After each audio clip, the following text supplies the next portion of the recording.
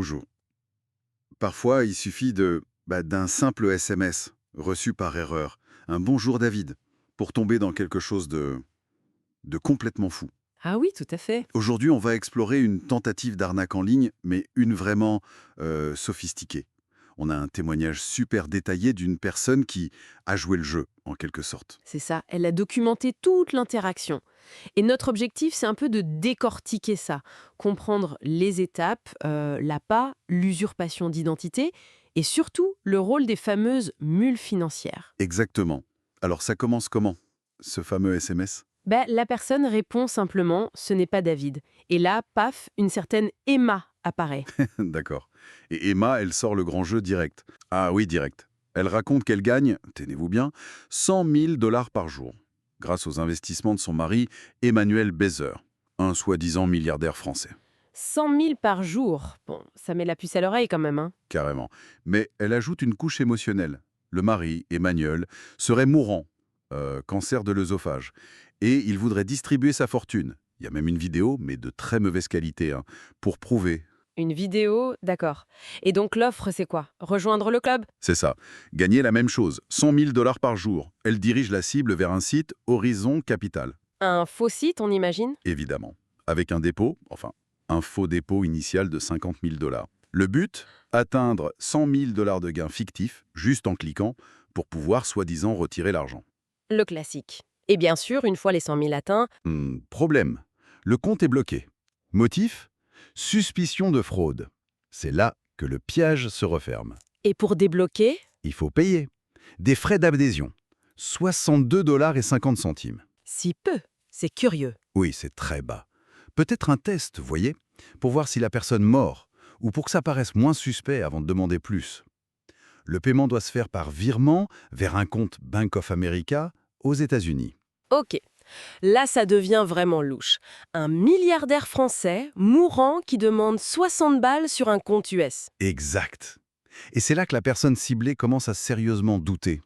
Et elle décide de vérifier un peu. Comment elle fait? Elle utilise un tracker d'IP, un petit pixel caché dans un email. Et quand l'arnaqueur ouvre l'email, bingo, l'IP révèle la vraie localisation. Et alors? Pas la France, j'imagine. Non, non, le Nigeria. Et en plus, via un VPN pour masquer l'origine exacte. Donc là, c'est clair, l'histoire du milliardaire français ne tient plus du tout la route.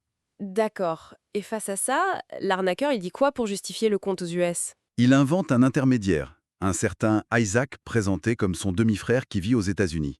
C'est à lui qu'il faudrait envoyer les 62,50 $. Isaac, la mule financière, entre en scène. Précisément. Mais l'arnaqueur commence à s'en mêler les pinceaux. Dans les messages, et même lors d'un bref appel, il confond Emmanuel et Isaac. Il ne sait plus trop qui il est censé être. Ah, les failles apparaissent. Oui. Et la cible, voyant ça, décide de tendre un piège. Elle invente avoir reçu un message d'alerte d'un numéro inconnu qui la met en garde contre Isaac. Malin. Et l'arnaqueur? Il panique un peu. Et il fait quoi? Il contacte ce fameux numéro inconnu, qui est contrôlé par la cible, bien sûr. Incroyable. Il confirme donc qu'il joue tous les rôles. Exactement. Il essaie même de soudoyer ce mystérieux étranger pour qu'il laisse la cible tranquille. C'est la preuve ultime. Et l'histoire ne s'arrête pas là, si? Non, le coup de théâtre. Le vrai Isaac contacte la cible. Il n'a rien à voir avec Emmanuel Bézère.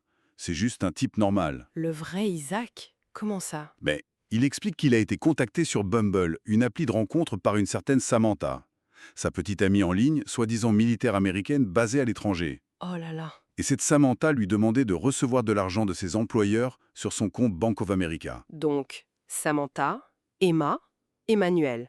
C'est la même personne. L'arnaqueur au Nigeria. À voir depuis 2 mois. Recruté via une fausse romance. C'est fou. Et quand Isaac apprend la vérité? Il est sous le choc. Il comprend les risques, hein. Le blanchissement d'argent, c'est fédéral aux États-Unis. Il bloque immédiatement Samantha. Et hop, le canal de la mule est coupé net. Quelle histoire! Partie d'un simple SMS. Ça montre bien toute la complexité, l'ingénierie sociale, les fausses plateformes et ce rôle-clé, mais souvent invisible, des mules. Tout à fait. C'est essentiel pour eux pour déplacer l'argent discrètement à l'international. Il y a eu une suite d'ailleurs. Un dernier message? Oui, un dernier email d'Emma, annonçant la mort d'Emmanuel et demandant encore de l'argent pour débloquer un héritage imaginaire. Ah, l'acharnement. Et la réponse? La personne a suggéré, ironiquement, de faire don de cet argent à une œuvre de charité, au Nigeria. Bien envoyé. Bon, au-delà de cette histoire assez folle, qu'est-ce que ça nous apprend, au fond? Ça nous interroge sur la façon dont la confiance, et parfois la solitude, peuvent être manipulées en ligne. Et ça pose la question de l'équilibre, voyez, entre être vigilant, nécessaire aujourd'hui, et tomber dans une méfiance excessive qui nous coupe des autres. C'est délicat comme frontière. Une réflexion importante à avoir, effectivement, dans nos vies numériques. Merci pour cette analyse. Merci à vous, c'était passionnant à décortiquer.